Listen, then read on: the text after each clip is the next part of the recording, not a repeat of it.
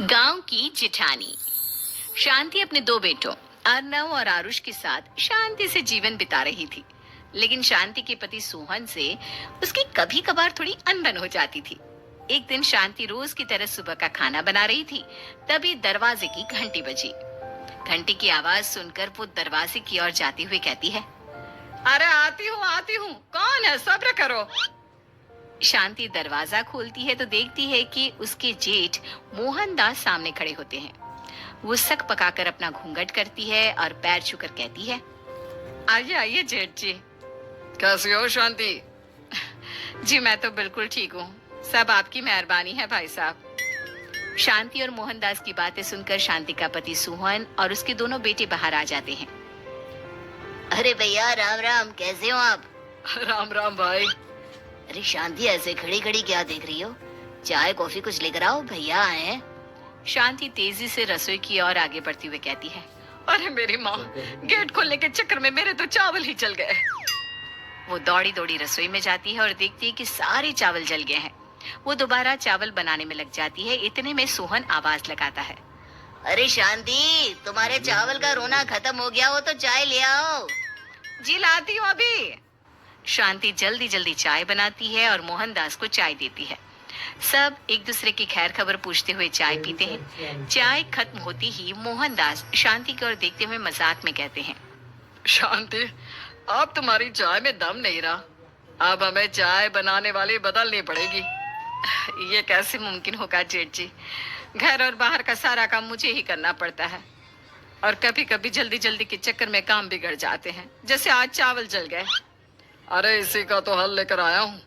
मैंने रिश्ता देखा है अर्नव और आरुष के लिए। दोनों लड़कियां बहुत सुंदर और सुशील हैं। अगर आप दोनों इजाजत दें तो बात करूँ आगे।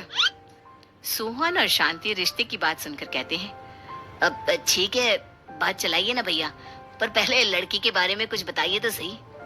हाँ हाँ भाई साहब, लड़की कैसी है, परिवार कैसा है, कहाँ के रहने वाले हैं? देखो परिवार तो बहुत अच्छा है, पर वे दोनों लोग बहुत गरीब हैं। दहेज में कुछ मिलेगा नहीं। अरे हमें दहेज में कुछ चाहिए भी नहीं, बस लड़की संस्कारी होनी चाहिए। एक लड़की तो पढ़ी लिखी है और शहर की रहने वाली है, पर दूसरी अपनी गरीबी की वजह से पढ़ न सकी और गांव में रहती है। लेकिन दोनों है बहुत खूबसूरत। अगर तुम सबको देखते ही पसंद ना आ जाए तो मेरा नाम बदल देना। हाँ, पर तो हम आके मूंद कर भरोसा कर सकते हैं भैया। आप आगे बात चलाइए, हम शादी करने को तैयार हैं। कुछ ही दिन में अर्नव और आरुष की शादी हो जाती है। आरुष की शादी अनपढ़ लड़की मंजरी से हो जाती है, जो कि बहुत भोली भी होती है, और अर्नव की शादी पढ़ी लिखी लड़की तनुजा से हो जाती है, जो कि घमंडी और चालू होती है।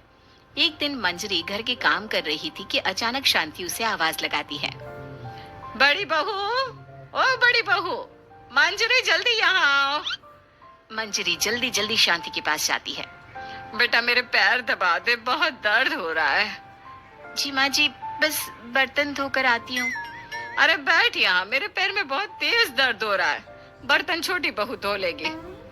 मंजरी शांति के पैर दबाने लगती है तो शांति तनुजा को आवाज लगाती है, छोटी बहू, और छोटी बहू। तनुजा थोड़ी देर से आराम से चलकर आती है। जी माँ जी, आपने बुलाया मुझे, आपको कोई काम था क्या? तू कुछ काम कर रही है या?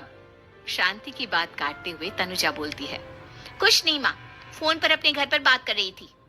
अरे बाद में बात करियो अपने घर वालों से, पहले जाके बर्तन धो ले। तनुजा मुंह बनाते हुए अपनी जिठानी की ओर देखती है और मन ही मन कहती है, ये महारानी वहाँ बैठी है, ये नहीं कि बर्तन धो ले। मैंने इतनी पढ़ाई बर्तन धोने के लिए की थी क्या? तनुजा दांत पीसकर वहां से चली जाती है। अगले दिन सब दफ्तर चले जाते हैं, तभी डाकिया चिट्ठी लाता है। शांति चिट्ठी लेकर मंजरी से कहती है, बड़ी बहू, जरा छोटी बहू को बुलाना, एक चिट्ठी आई है। मेरी तो आंखें कमजोर है तो मुझसे पढ़ा नहीं जाएगा। मंजरी तनुजा के पास जाकर कहती है, तनुजा, तुम्हें माँ जी बुला रही हैं। मुझ पर हुक्म मत चलाओ, काम बताओ काम। अरे मैंने तुम पर कहाँ हुक्म चलाया, और हुक्म चला भी दूंगी तो क्या हुआ, तुम तो मेरी छोटी बहन की तरह हो ना। तुम जैसी अनपढ़, जाहिल और गांव की गवार मेरी बहन नहीं हो सकती। बेचारी मंजरी तनुजा की बात सुनकर अपना सा मुंह लेकर रह गई। कोई चिट्ठी आई है, माँ जी तुमसे पढ़वाना चाहती है, बस इसलिए बुला रही हैं। मुंह टेढ़ा करके तनुजा मंजरी का मजाक बनाती हुए कहती है, अनपढ़ कहीं की। तनुजा का ऐसा बर्ताव देखकर बड़ी बहू बहुत दुखी होती है। तनुजा को अपनी पढ़ाई का घमंड इतना हो गया कि अब वो घर के कोई काम नहीं करती और अपनी जेठानी का मजाक बनाती रहती। तनुजा का ये बर्ताव अब उसकी सास को भी नजर आने लगा था। एक दिन शांति ने अपनी बड़ी बहू से कहा, मंजरी, तनुजा हर समय तुम्हारा मजाक उड़ाती है, तुम्हें गुस्सा नहीं आता क्या? आता तो है माँ जी, लेकिन मैं क्या करूं? जब भी उसे कुछ बोलती हूँ वो और भी जली कटी बातें मुझे सुनाकर चली जाती है। मैं उसे अपनी छोटी बहन की तरह प्यार करती हूँ, लेकिन उसके दिल में मेरे लिए कोई इज्जत नहीं।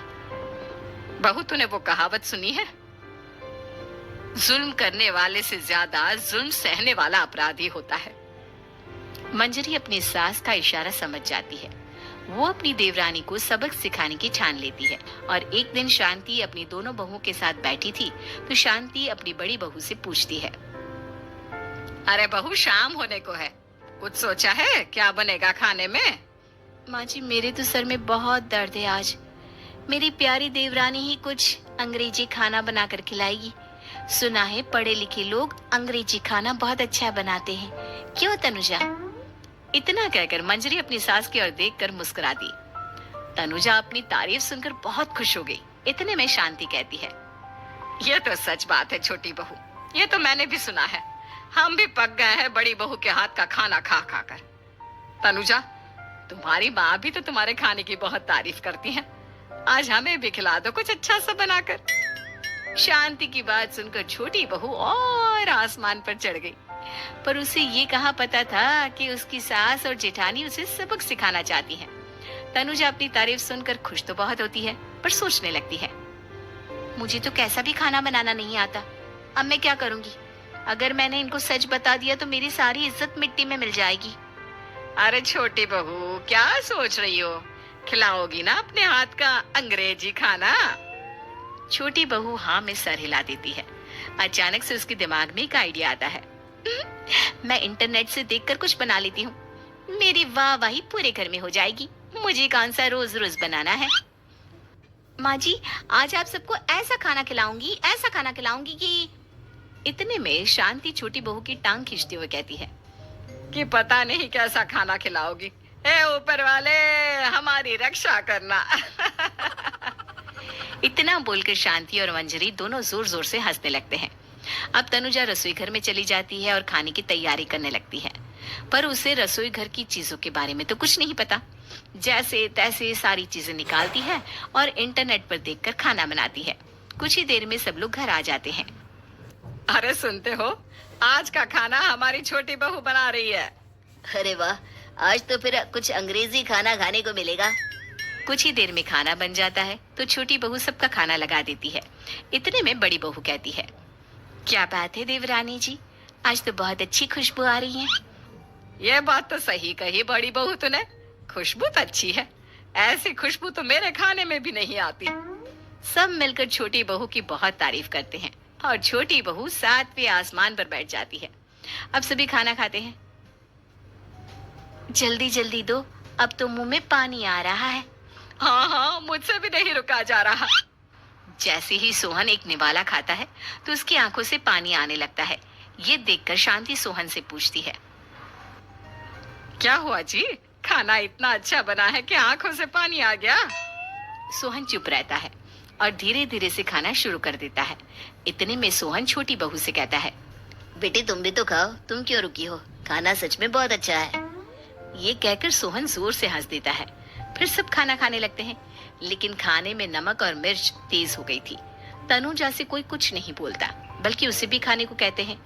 जैसे ही छोटी बहू खाना खाती है वो पानी पानी कहकर चिल्लाती है, पानी, इसमें तो पानी। ये खाना तो सच में इतना अच्छा बना है कि हमारे साथ साथ देवरानी जी भी इसके स्वाद को कभी नहीं भूल पाएंगी। सही कहा बहू। तनुजा को अपनी गलती का एहसास हुआ और उसने अपनी सास से कहा, माँ जी ये मेरी गलती नहीं है, इंटरनेट पर दिखाया था कि 4 चम्मच नमक और मिर्च डालने हैं। अब मंजरी को भी मौका मिल गया और उसने तनुजा पर तंज कसा। नाच न जाने आंगन टेढ़ा, हर जगह अपनी पढ़ाई दिखाती हो, दूसरों का मजाक उड़ाती हो। अब पता चला ना, हर चीज में पढ़ाई काम नहीं आती। और तुम तो शहर में रही हो, तुम्हें तो मुझसे भी अच्छा खाना बनाना आना चाहिए ना। बेटा, अगर तूने ठीक से सब सीखा होता तो आज तुझे शर्मिंदा नहीं होना पड़ता। बात शहर या गांव की नहीं होती।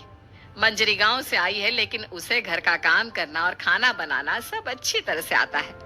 तुम शहर में रही हो, तुमने ये सब क्यों नहीं सीखा? छोटी बहू सर नीचा कर सबसे माफी मांगती है और बहुत शर्मिंदा होती है। दीदी मुझे माफ कर दो, मैंने आपको बहुत बुरा भला कहा, पर आपने मुझे हमेशा ही माफ किया। आज मुझे अपनी गलती का एहसास हो गया है। अब दोनों बहुएं मिलकर घर का काम करने लगी और एक दूसरे को अपने गुण बांटने लगी। मंजरी ने अपनी देवरानी को खाना बनाना और घर का काम करना सिखाया, वहीं तनुजा ने भी अपनी जिठानी को पढ़ना लिखना सिखाया। शांति और सोहन ऐसी बहुएं पाकर बहुत खुश थे।